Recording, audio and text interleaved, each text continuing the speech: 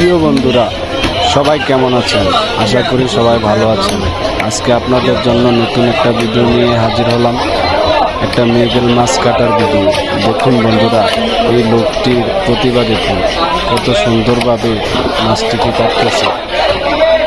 বন্ধুরা, নতুন নতুন এরকম আরও ভিডিও পেতে আপনারা আমার এই চ্যানেলটাকে সাবস্ক্রাইব করে পাশেই থাকবেন, আর পাশে থাকার বেল আইকনটি বাজিয়ে দিবেন।